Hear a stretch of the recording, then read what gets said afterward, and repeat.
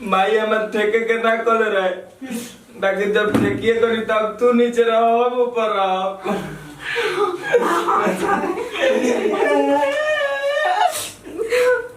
मर्द हर लड़की के सपना रहला कि सुहाग रात में मर्द के अच्छा मिली तो अच्छा से बात विचार हुई। हम तो देखला हूं कि नतिया के तरीबा बहुत हमरा ये तरी तो बहुत अच्छा हो काजनी आवत कि ना नती हो लगता आ गई।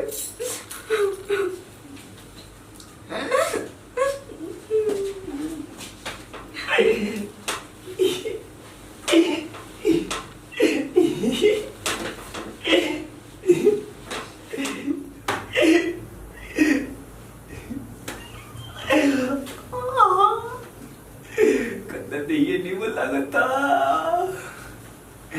ए तार नाम का हो? स्वीटी।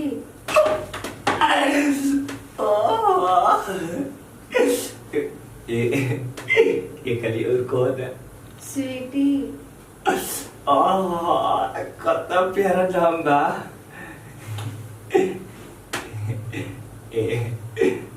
तनी अपन मुंह दिखाओ ना। ये भगवान कैसे मरद मिलन मुंह उघाड़े के चलते मुंह देखो। ये हम कैसे उघाड़ सके ना जी? ना उघाड़बू? ना जी ई तो रउवे कर सके नहीं हम काहे उठाव जाए।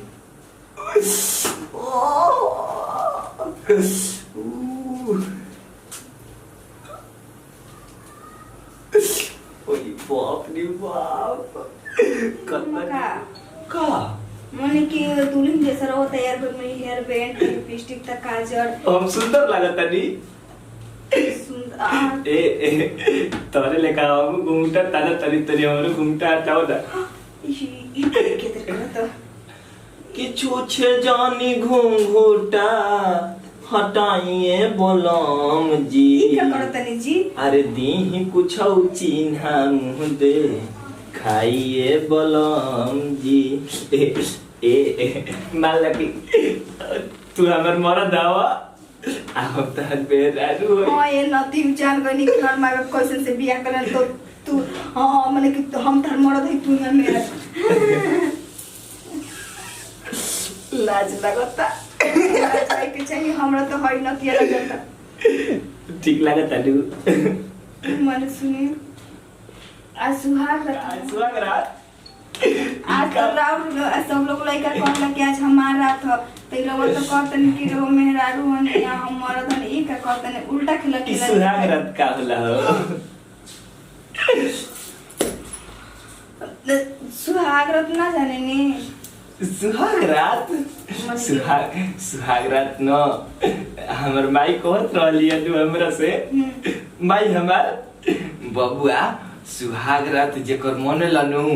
खूब अच्छा से सज के सवर के जाला अपना मेहरारू फिर देखो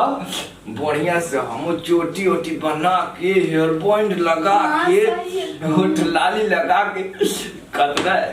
बढ़िया से सज के आई बाली दू। ये तरी ना होला जी कैसे रवा कहतन सुहाग रात के मतलब तुम किसिया करू जा हम तारा से ना बोलम। हे भगवान कैसन के माथे मर देला तू। आए बताओ यही से हम कहले रही कि बाबूजी हमर लड़का देखवा दे त ना काजनी कैसे चोटी हेयर बैंड लगा के लात मौका नतिया का कुछ कहत है का? आज कहत रही कि रवा ऐसा लड़का तुम कौन नहीं असुर ना एगो बात कही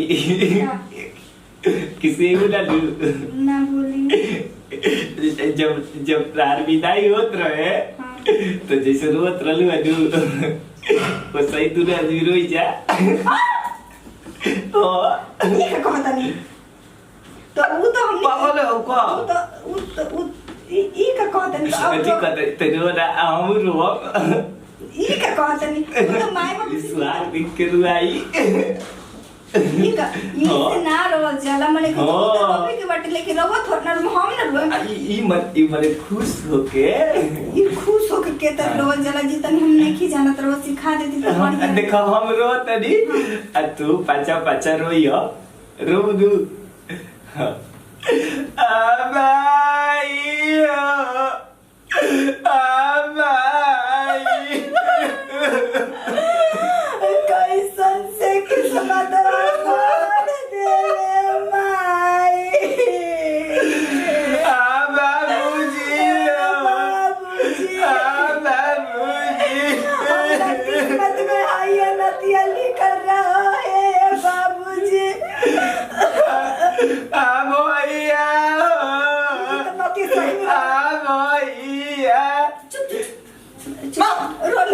काट देलू जा हम तारा से ना बोलम कतना बढ़िया गावत रहनी हां बहुत अच्छा मजाक करत करेनी जी तब चलो मजाक करत रहनी हां तब सुहाग रात मनावल जाओ अब सुहाग रात बहुत रात हो गई देखो तनी 12 हां अच्छा तू हमरा के बताओ कैसे बनावल जाला पहले घूमटा उठाओ जाला आ घूमटा उठा के आ मेहरारू के नो कुछ नेक दिए जाला तो घूमटा उठोनी हो ना तो कुछ नेक ना न देनी हां नेक भाई त हमर कॉले ना रहे कि नेको कुछ दियल जाला एगो चुम्मे दे दी चुम्मा लो रवा दी हम ना दे तो हमें न देतनी लो पागले हो का माई हमर कॉल ही नहीं के तार चुम्मा लेवे के मने ई कोई माई के ना कहल जाला मने मैं चीज करू त माई से कह के माई हमर कॉले रहे तब हम लेती माई हमर खींचे लगी तब कि लागत बोलाई का माई के लागत पूरा खेला हमने खेले के पड़ी बहुत अच्छा खेल खेले भगवान धन्यवाद ए जी कौन को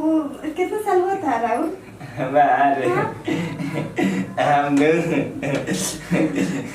पांचवा में पढ़त रही नु तो 8 साल के रही 6वां में 7वां में 8वां में 8 क्या बोला सुहाग रहा था तो मुंह तो घूंघटा उठैनी है नो आए तो मुंह दिखाए तो देनी ना तरवा हमर समझदार पति भाई है नो होई अरे इतना तो गांव समाज टोला मोहल्ला में केकरो मर्द ना ऐसन मिले चीज मांगी देम नो हनु दिखाए रो कितना छानी हो देना बाकी माई से पूछ के दे माई से कहे माई कहलन कि जाके दुल्हन के दे द आ ये कुल बात में माई से ना कहल जाला कौन ना हमरा को सिखाई वो उल्टा सीधा हम गंदा गंदा बात सिखावत नहीं का सब कोई अपन मर्द मान मेहर के बात मानेला मर्द ना मानेगा लाज लगता लाज लगता कूलर में सीधी ना त लाज लगता तो ना हम दिखाई दे देवला एगो चीज मांगी देम मांगो लागता गरमिया बिनी डोलाई दे दहो राज हो कूलर की ना बाई दे दहो लंगवा दिलता पलंगिया हिलता तब तू बढ़िया लगता कतना ज्यादा कुछ को हम तो सोच रहे कि बकलो मरद ह लेकिन ज्यादा लड़का के जरूरत ना पड़ी हमरा के बहुत अच्छा लगता है उससे मिल के लोग पहले काहे ना हमरा के मिला नहीं हां हां ना बाकी दूरे रह माई हमर कॉलेज तो दूर रह हां तो बुक ना माई हमर कॉलेज भी अनु कि मैं रारू में मत सटी है ये कौन सोटे के कॉलेज भी हमर माई का की तरह में सोटी सुनी ना ए ना तो हम पर जाए ना पर जा जा तो ना बोल ऐसे बतिया ये हां ये जाना तने ए तरी इना बते सुहाग रात कैसे बनावल जाला सुहाग रात को ना नो आए तो घूंघट उठा के दिखाई देवल जाला फिर चुम्मा देवल जाला आ ओकर बाद में फिल्म नहीं की देखले ना तनी तू ही बता ना तो बताए ओकर बाद में नो मुंह दिखाई दे के चुम्मा दिहल जाला हां आ दूध पियल जाला हां आ तो दूध पीला से ताकत होला हां ओकर बाद में हम ओकर बाद में वो अपने आप हो जाला का जौन होके कहले अपने आप हो जाला ना तनी बता दो बताई ना जान तबे नु सुहाग रात हमरो से के पूछी तो तबे नु बताई रात नु जैसे हमने दोनों आज बानी नु तो एगो अजनबी बानी खाली बोलत बतियत बानी आज की रात नु आज की रात में हमने दोनों के एक हो जाए कैसे एक हो जाए जी तू बाड़ू हम बानी दू गो तो एक कैसे हो जाए जी दू गो बानी नु आ तो दू गो खाली दू गो शरीर देखे के रही एगो जान हो जाई कैसे हो कोदा तो ते कोदा ना हम हमारा में तू आ जा है ना तो पता बता दो बता दो तुम चुनरी छोड़ी ना लो ना लो ये तो ऐसा साड़ी में बताओ हम केहू से बता दे सुहागरात कैसे मनावल जाला तब हम ना बताएं कि सुहागरात कैसे मनावल जाला तो दोसर पूछी तो बताई ना कि ना। कैसे मनावल जाला ना केहू ले बताएं तब हम कहें बताएं कि कैसे सुहागरात मनावल अच्छा ना बताई ना ना। तो तुम बताइए बताओ घूंघट ओढ़ लेने हैं सुहागरात कैसे मनावल जाला अपन माई की क्रिया खाए की केहू ले ना कहूं अपन माई की क्रिया खाए जाते हमने बता माई के क्रिया काहे के खाई ना तो हमर माई मर जाई तो अरे नतिया जे हम मोड़ा तनी तो नत तो ठीक हम ना बताएं जाते हम ना बताएं कि केतरे सुहागरात होला अच्छा अच्छा तहार की हमार क्रिया अपन माई की क्रिया खाए खिसिया बोलू कौन खिसिया बोलू ना हम नहीं खिजाना अच्छा लो अपन माई की क्रिया खाता नहीं कितना अच्छा बनी रो मिल गई ज्यादा नती केहू से कोई ना नु कि के तरीके में कर खाते नहीं हम बता दे बता दो ई का हो ई का आ मारे माई आ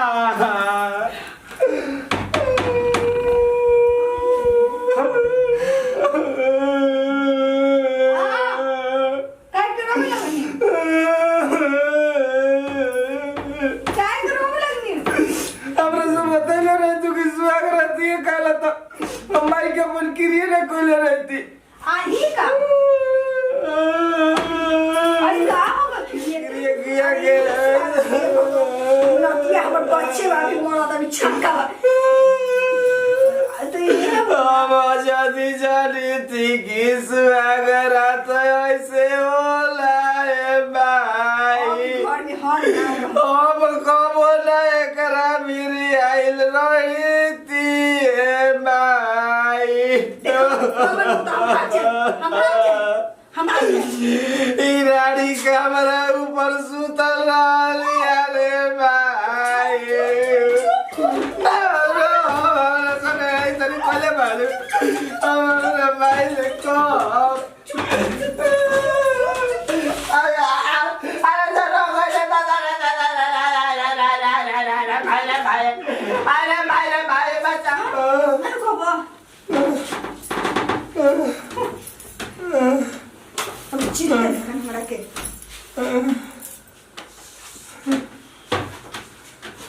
जाता नहीं